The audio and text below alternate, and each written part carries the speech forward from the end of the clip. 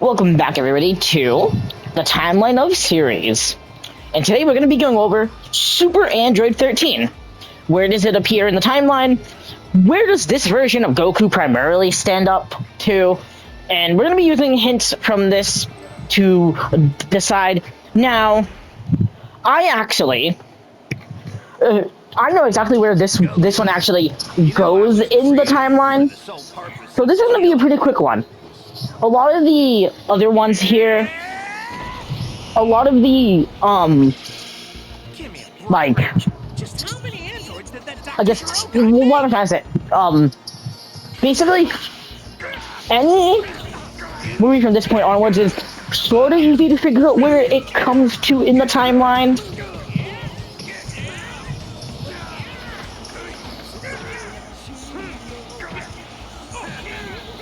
Like, it is easy to tell with this one, and besides, like, Wrath of the Dragon, Dead Zone, and Broly, Super Android 13 is one of the easiest ones to figure out, by the way. Let's go over our main characters. Android 13, Android 15, and 14. 3 androids that were made during the underground lab inside of Joro's secret base. In this movie, Android 18 and 17 kill Dr. Joro. But it doesn't look like the Z Warriors are there. Like, I don't think we hear them. I could be wrong, though. And we're going to assume that they were here, just like they were in the main timeline. The main heroes here are Super Saiyan Goku, Super Saiyan Vegeta, Super Saiyan Trunks, Piccolo, and Kid Gohan. This is a very important thing because Vegeta and Trunks, obviously, this has to happen during or around the time of the Android arc, simply due to the fact that Vegeta is a Super Saiyan, Trunks is here, and Gohan is still a kid. So they've not yet entered the hyperbolic time chamber.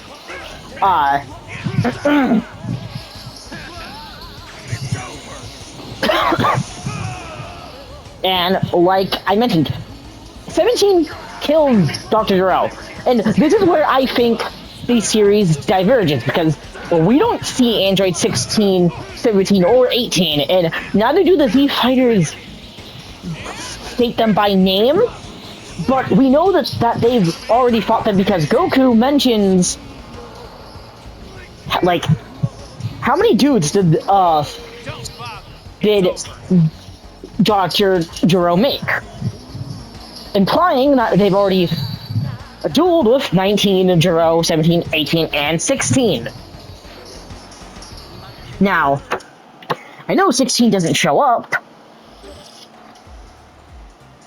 but 17 and Joro are the only ones mentioned.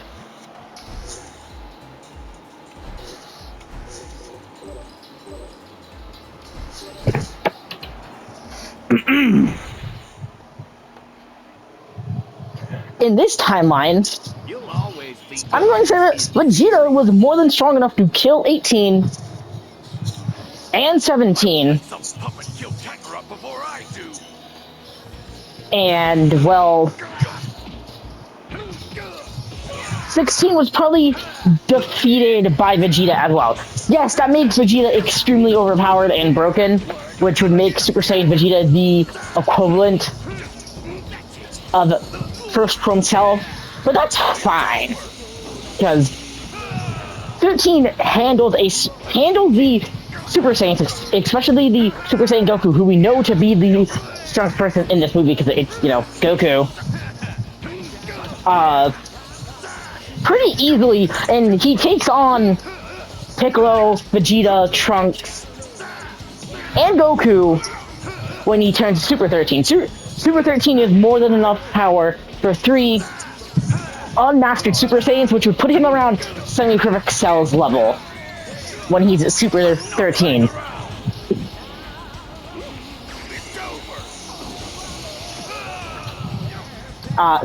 So that already establishes our power levels. Obviously, in this one, the Cell stays in his larval state, and the Cell in the secret lab also isn't known about either, for obvious reasons. To give Cell more time, the supercomputer shoots out the 3 androids. Goku defeats Super 13 with the Super Saiyan Spirit Bomb Fist, which would put him to the equivalent of Super Vegeta when he was fighting Semi-Perfect Cell, since we have already established that Super 13 is around that ballpark, and Goku is able to one-shot punch him via the power boost from the Spirit Bomb, which would make him probably at level or stronger than Super Vegeta, but still weaker than Ultra Trunks. So, with that, this Super Android 13 is a alternate take on the Cell arc.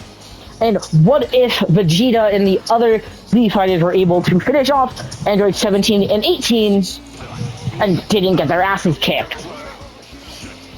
As for everything else, First Form Cell definitely would have been easy pickings for Goku and Vegeta.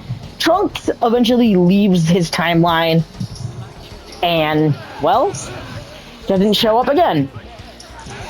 Gohan, unfortunately, doesn't really reach Super Saiyan. There's no reason for Goku to bring him into the time chamber. Gohan feels like there's no reason to push himself. Gohan is strong, but he's nowhere near the level that he would be at during the Cell games, and he probably would be about his base form team level for most of the rest of the series until certain things. Obviously, Gohan does train. He just doesn't reach FFJ. There's no trigger for it at current. When First Form Cell comes back, Goku and Vegeta have obviously gotten stronger, and they are overmatched against Cell. Cell is killed, and from there, they don't stand a chance against Boo. Now, because there's no Super Saiyan 2, and it's not like they feel like there's another level like there was with Super Saiyan, because they have already reached the Super/Ultra state. Goku probably reaching full power Super Saiyan before Vegeta does, but that would be after. That would have been during the 7 years of peace before Boo. Now, you can make the argument that, you know, Babidi doesn't even show up in this one, but assuming that Babidi does, Dabura kills Goku and Vegeta. Dabura is at least stated to be somewhere near Perfect Cell / Super Perfect Cell's ballpark, so the level of a Super Saiyan 2, which I don't think Goku and Vegeta or Gohan would have gotten without knowing that it was there. Knowing that it was there probably also would have been enough for Goku and Vegeta to keep on going. Also, it does require an ungodly amount of rage, which none of them would have had. I will say, when Goku does die and Piccolo's turned to stone, Gohan does go Super Saiyan, but not even his Super Saiyan might is enough for the Dabura. But his rage is strong enough to actually wound and put up a good fight against Dabura.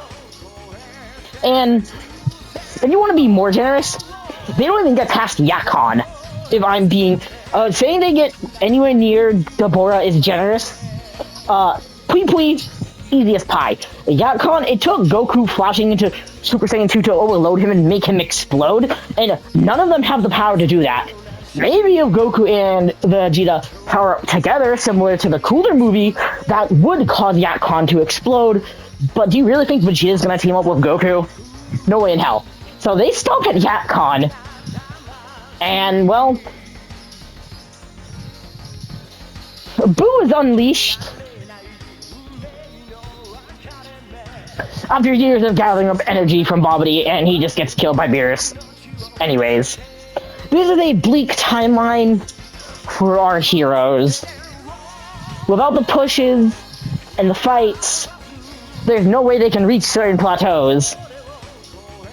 And this timeline is left cold, abandoned, and dead because of Trunks.